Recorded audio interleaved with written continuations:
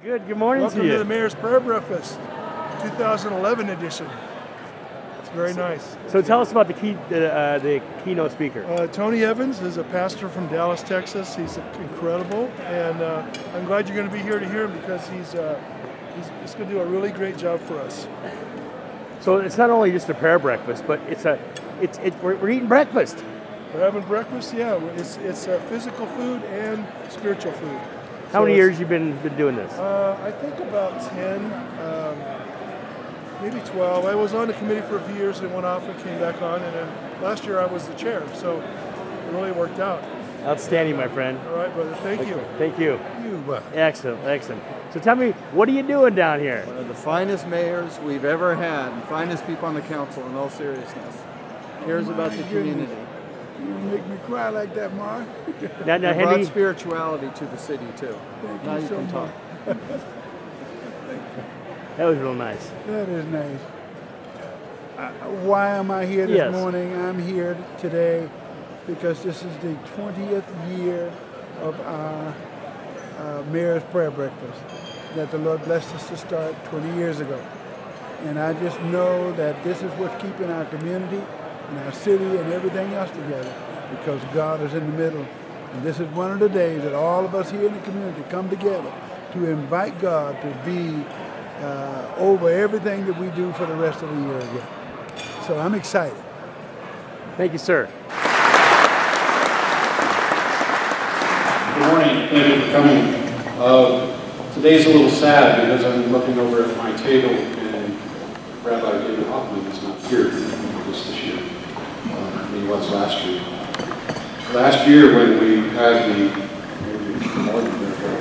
the controversy about whether or not we should pray at the council meetings, and I made some remarks about growing a Christian community. The first person to come to my defense was Rabbi Hoffman, and that started a friendship between the two of us. And what we were attempting to do was figure out a way to help the city become more and more vibrant through its churches. And before we were able to execute those plans, he passed.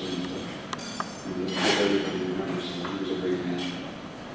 In the course of those discussions, we were talking about what can we do to make this city just thrive?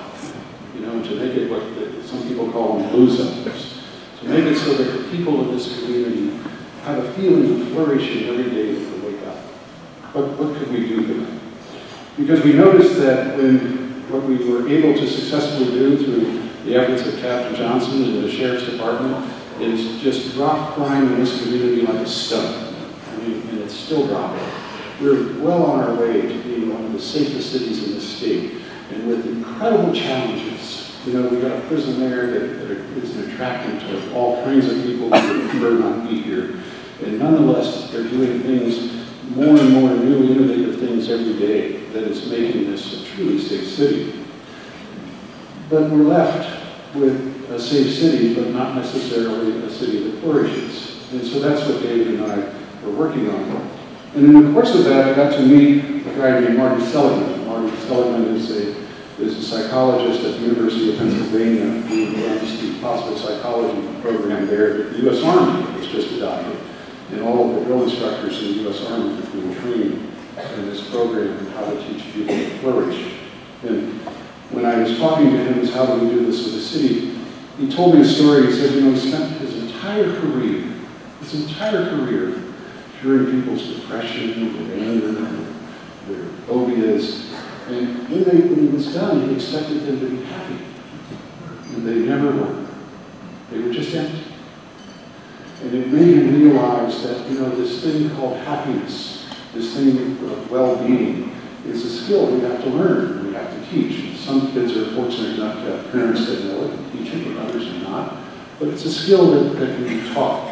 And that's what they're doing now with the U.S. Army. And we'll soon be doing here in the city of Lancaster. And in the course of those studies, what is it specifically that people who are happy, what is it that they do? Well, we find some amazing things. You know who have the most stable marriages, who have the best sex lives, who have the most close relationships with their children? People who go to church. And presumably, those are people who pray. The correlation between our well-being and prayer is absolutely fundamental to what we do. And I think that's why this National Day of Prayer is so important. Specifically, in this next year, I would like you to pray about one thing in particular, and that is to help us figure out a way to help this city flourish. They are now actually measuring the well-being of the citizens of different communities. They started in Europe, and it seems like the happiest people in Europe are from Denmark. The saddest people in Europe are from Russia. Go figure. And we're going to be measuring the city of Lancaster City. We're bringing statisticians from the University of Pennsylvania. We're going to measure the overall feeling of well-being, and after we're done with this program, we're going to measure it again. And I would hope that all of you pray for us in this endeavor. Thank you.